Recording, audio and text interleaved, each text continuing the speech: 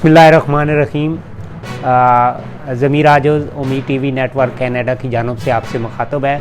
ये जो हमारा व्लॉग है काफ़ी देर के बाद हम कर रहे हैं, क्योंकि मैं आउट ऑफ कंट्री था, चाइना गया हुआ था, तो चाइना से वापस आया हूँ। तो आज ये दोबारा 2-3 दिन, तो आपको पता है लॉन्ग ट्रैवल है तो बंदा थक जाता है, रेस्ट के लिए ज़रूरी है। तो उसके बाद आज हम अपना दोबारा ये व्लॉग्स जो है कर रहे हैं। और आप सब लोगों का बहुत शुक्रिया कि आपने हमें बहुत अच्छा फ़ीडबैक दिया। और जो हमारे ख़ास तौर पर जो हमारा ये लास्ट वाला फार्म पे जो था व्लॉग्स, वो आपने बहुत ही लाइक किया, बहुत पसंद किया, आपके अच्छे कमेंट्स भी आए हैं। तो इस तरह की हम नेचर जो है वो आपको दिखाते रहेंगे। कनाडा बहुत खूबसूरत कंट्री है और इसमें बहुत सारे अच्छे प्लेसेस हैं जहाँ पे हमें जाके आपके लिए मालूमात फराहम करेंगे इंशाल्लाह। और अगेन आपका शुक्रिया कि आप हमारे व्लॉग को पसंद करते हैं, लाइक करते हैं, सब्सक्राइब करते हैं। अगेन आपसे गुजारिश है कि जितना हो सके इसको अपने दोस्तों में, फैमिलीज़ में ज़्यादा से ज़्यादा फैलाएं। तो आप ही की वजह से ये हमें थोड़ी सी प्रमोशन मिलती है और ये हमारा जो व्लॉग्स है ये हर जगह पसंद किया जाता है। तो आपसे गुजारिश अगेन है कि आप इसको लाइक करें और शेयर करें। सो हम आते हैं अपने जो इस व्लॉग की तरफ के आज जो हम बात करेंगे वो 3 चीज़ों पे बात करेंगे। एक तो जो फेक न्यूज़ होती हैं और फेक लोग जो करते हैं कि कनाडा के लिए हमें वीज़े चाहिए, बहुत से वर्कर चाहिए। तो इस तरह जो हमारी जो थर्ड वर्ल्ड कंट्री हैं उनके लोग जो हैं एकदम पैनिक हो जाते हैं, वो कनाडा में बहुत वैकेंसियाँ हैं। ये हमें फ़ोन आते हैं पाकिस्तान से, इंडिया से और दूसरे कई जो कंट्रीज़ हैं उनसे आते हैं कि कनाडा में बहुत वैकेंसीज़ हैं, तो फ़लाँ होटल के लिए जॉब्स हैं, खेतों के लिए जॉब्स हैं, या दूसरे जो कोई कंपनीज़ हैं उनको बंदे चाहिए। तो सबसे पहले मैं आपसे ये गुजारिश करूँगा कि ये सब फेक न्यूज़ होती हैं, इस पे अमल करने की ज़रूरत नहीं है, ध्यान रखने की ज़रूरत नहीं है, क्योंकि उन्हीं एजेंटों के पास हमारे लोग जाके फंस जाते हैं और वो उनसे जो है ना बेहिसाब पैसे ले लेते हैं। आप इतने ही अगर आपको शौक़ है कनाडा आने का तो इनकी वेबसाइट पे चले जाएं और वहाँ पे जो आपको चीज़ें मिलेंगी उसके मुताबिक, उनके क्राइटेरिया पे अगर आप पूरे उतरते हैं तो ये यहाँ पे किसी की सिफारिश की आपको ज़रूरत नहीं, किसी की भी।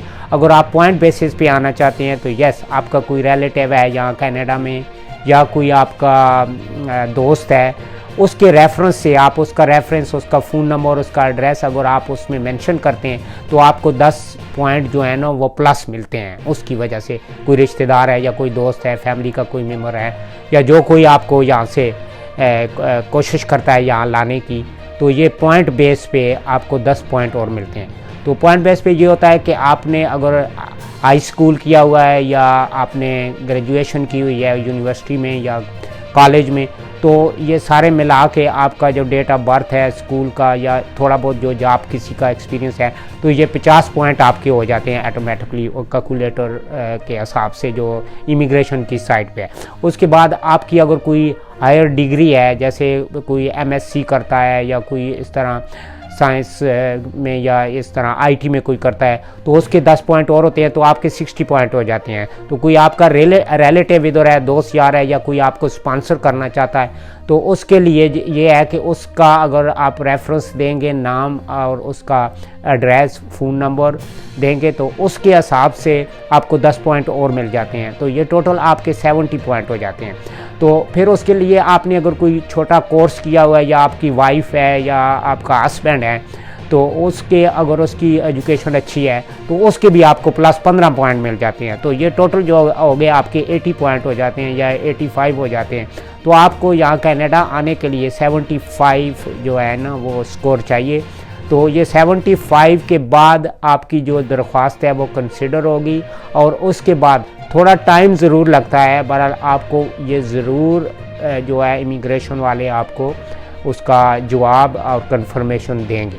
और उस कंफर्मेशन की बेस पे आपको फिर एम्बेसी बुलाती है, एम्बेसी बुला के आपका इंटरव्यू लेती है या आपका पेपर वर्क तमाम चेक करती है।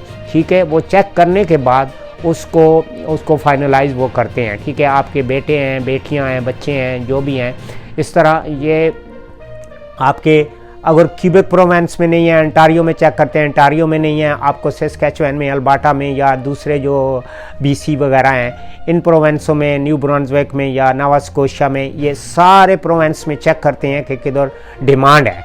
आप अगर आईटी के हैं तो डेफिनेटली आप आएंगे, ठीक है। अगर आईटी में नहीं है, आप कोई एग्रीकल्चर में करना चाहते हैं तो एग्रीकल्चर में भी आप आ सकते हैं, ठीक है। दूसरा, पहले जो होता था कि ये स्किल्ड वर्कर बहुत बुलाते थे, आजकल थोड़ा इमिग्रेशन टाइट किया हुआ है क्योंकि यहाँ पे काफ़ी रिफ्यूजी आ चुके हैं और रिफ्यूजियों की वजह से जो है ना अब दूसरे लोगों के लिए थोड़ी डिफ़िकल्टी है आना।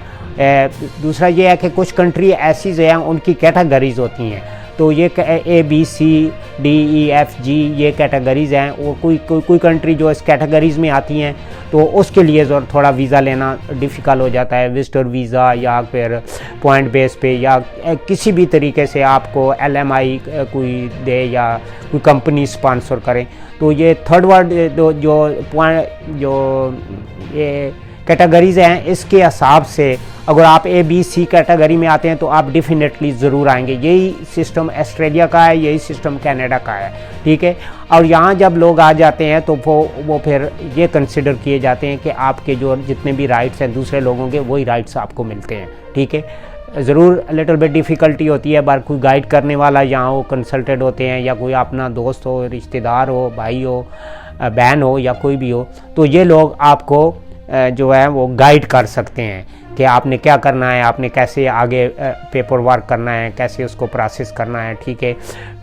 तो ये जो इमिग्रेंट लोग आते हैं तो ये इनके जो जैसे ही ये एयरपोर्ट पे आते हैं तो ये लैंडेड हो जाते हैं यहाँ पे, सो ये इमिग्रेंट लोग कंसिडर किए जाते हैं। और ये जब लैंड होते हैं यहाँ पे तो इनके लिए ये होता है कि उनको लैंडिंग पेपर मिल जाता है या दे दिया जाता है, बाद में भेज दिया जाता है। तो उसके बाद आपका वो PR ये वो सारा कुछ, आजकल थोड़ा प्रोसेस स्लो है, ये कोविड के बाद हो गया है, क्योंकि उसमें 3 महीने भी लग सकते हैं, 6 मंथ भी लग सकते हैं आपको PR मिलने में।